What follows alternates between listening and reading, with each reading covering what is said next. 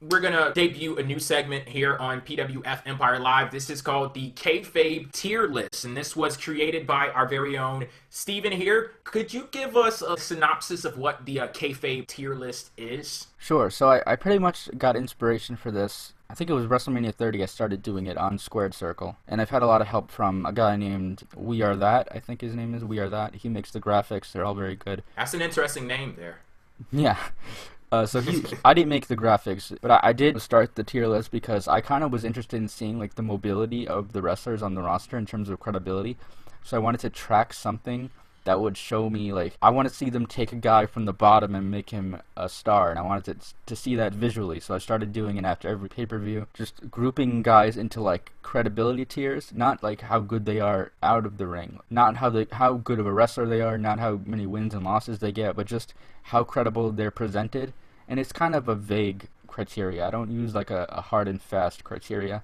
I just kind of some kind of like technical scientific algorithm that is. Yeah, I do have like a brief like outline of the logic I use, but it's not something that I calculate, you know. Is this like a hierarchy in WWE? Because this is something that I've actually wanted WWE to do. Create a hierarchy so you can see exactly where people are and who's, I guess, for lack of a better word, worthy of winning championships and things like that? Yeah, this isn't really what that is, because if that was the case, it would be based on logic. It is based on logic, but it's not based on like people climbing up. Like one day on the tier list you could be a C, then you could be an A, depending on what WWE books you. This is me tracking what WWE does. It's not me like prescribing anything, you know. If they were to make a hierarchy list, they would do it a lot more smoothly, and I'm just tracking what they do and putting a label on it as best I can, because I'm interested in seeing if they could build stars. For a long time, they were building stars, because I would see people move up that I didn't expect. Like, you would see the Shield go from B+ to A+. That did happen. I think I put them at B+ after WrestleMania when they beat the New Age Outlaws. I put them in A after they beat Evolution once, and then A+ after they beat them twice. But people keep going down. Daniel Bryan's another guy. He was in A+. Now he's in A-, and I'm not even sure if I could justify that anymore. Okay, so let me just explain kind of like the individual categories. So basically I do it so that if you're in a specific tier, the reason you're in that tier is because I think you have at least a 50-50 chance of beating anyone else in that tier. And that just means, like, if you have a match between Dean Ambrose and Kevin Owens, who are both in the A- tier, you can kind of see either one winning. Like, depending on the circumstances, you know that Ambrose is going to win. Like, if it's in the tournament, that's kind of an exception, because you just kind of insight into the booking situation. But they're having a feud now, and to me it's kind of up in the air who's going to win the feud, because they're both sort of on the same level. But if you have a guy from a higher tier versus a lower tier, then you kind of expect the guy in the higher tier to win. So if it's Reigns versus Ambrose, you pretty much know Reigns is going to win. If it's Reigns versus Wyatt, you know Reigns is going to win. So that's basically how I do it. And how people move up or down, it basically just, if I can't see the guy beating the other guys in their tier 50-50, then I move him down. If I see them beating the people in the tier 50-50, I move them up. And people might be wondering what the S tier is. That's basically just, in fighting games, it stands for like super or special, which is why I started making the tier list, because like I was inspired by fighting game tier lists. So if you play them, you kind of are familiar with what this looks like. I had only Brock Lesnar and The Undertaker in that tier, and I reserved that tier specifically for someone who's so dominant that basically when they're in a match they just win it automatically, because The Undertaker was in that tier having only wrestled in WrestleMania for the past several years. So basically, you know, whenever Undertaker was in the match, you know he's going to win. So he's just above everyone else.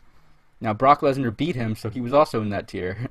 And I had them both in the tier until Undertaker versus Bray Wyatt. And Undertaker did win against Bray Wyatt, but I didn't feel like it was so dominant that he would beat Brock Lesnar. And I was kind of right about that, because he did beat Brock. It was a fluke, and he lost to him cleanly at Hell in a Cell.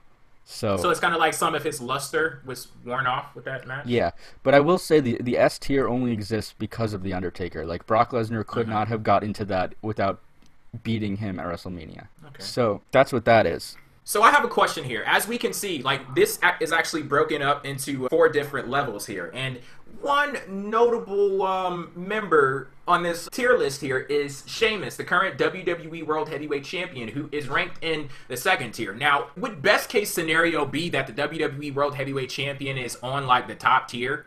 Because I look at Sheamus and I'm like, this is a hot-ass mess. Yeah, ideally. the champion should be A+, but obviously, yeah, he's not. I wanted to put him in B tier, actually, but the guy who made the graphic basically vetoed me and said I didn't have the heart to do it. I wanted to put him in B because I don't... Well, okay, now looking at it again, I guess he would probably beat most of these guys in B+, but... Still, hard to... That's only because he's the champion right now, right? Mm-hmm. Otherwise, he could have lost. This plays into what you were talking about at Survivor Series when Sheamus, like 2 hours before he became the WWE World Heavyweight Champion, he was comic relief, like in a mid-card. I can't even necessarily say he was comic relief, because shit, New Day, they were the comic relief. Sheamus, he was just coming to fuck up the vibe. So I don't even know what he was, but...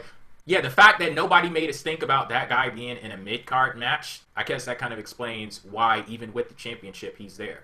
Yeah, and that's sort of the purpose I created these lists, because I wanted a visual of what the hell's going on in this company. I want to see, like, who are the guys who are actually credible, and as you can see, there are very few right now. There's, Yeah, I was going to ask, like, is this thing graded on a curve? Well, yes, it is. I suppose, because if Undertaker, John Cena, and Triple H weren't there, then I guess the Reigns tier would be A+.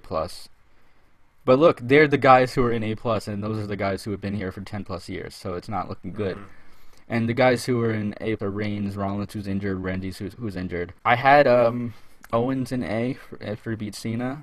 If he beat Cena again, I would have put him in A+, but that didn't happen.